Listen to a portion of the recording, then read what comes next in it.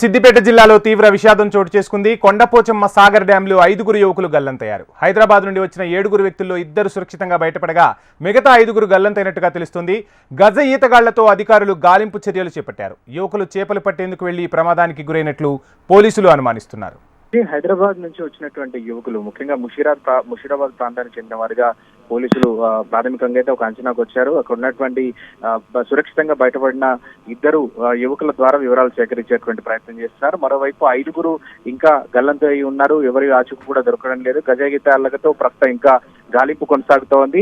మొత్తం 7గురు వచ్చినట్టుగా సురక్షితంగా బయటపడినటువంటి 2 యువకులు చెప్పారు. మిగతా 5గురు గల్లంతైనట్టుగా వాళ్ళు చెప్తూ వస్తున్నారు. 2 2 వీలర్స్ పైన వీళ్ళు వచ్చినట్టుగా చెప్తున్నారు. సో వాళ్ళందరి ఆచూకీ కోసం అయితే ప్రస్తుతం పోలీసులు గజయితగాళ్లతో వెతుకులాట అయితే చేస్తున్నారు. గాలింపు అయితే కొనసాగుతూ వస్తోంది. ఇప్పటి వరకు వారి ఆచూకీ దొరకలేదు. దాదాపుగా 2 గంటల నుంచి పోలీసులు చర్యలు అయితే చేపడుతున్నారని చెప్పుకోవచ్చు. అయితే అక్కడికి ఎందుకు వచ్చారు, ముషీరాబాద్ నుంచి కొండపోచమ్మ సాగర్ దాకా వీళ్ళు ఎందుకు వచ్చారు, ఆటవిడుపుగా వచ్చారా ఏంటి అనేటువంటి విషయాలు కూడా పోలీసులు సేకరించేటువంటి ప్రయత్నం చేస్తున్నారు. చనిపోయినటువంటి అంటే గల్లంతైనటువంటి విద్యార్థులందరూ యువకులందరూ కూడా దాదాపు 20 లోపే ఉంటారని పోలీసులు అయితే ప్రాథమికంగా అంచనాకైతే వస్తున్నారు. సో వారి కోసం ప్రయత్నాలు అయితే జరుగుతున్నాయి. ఇంకా గాలింపు కొనసాగుతుంది.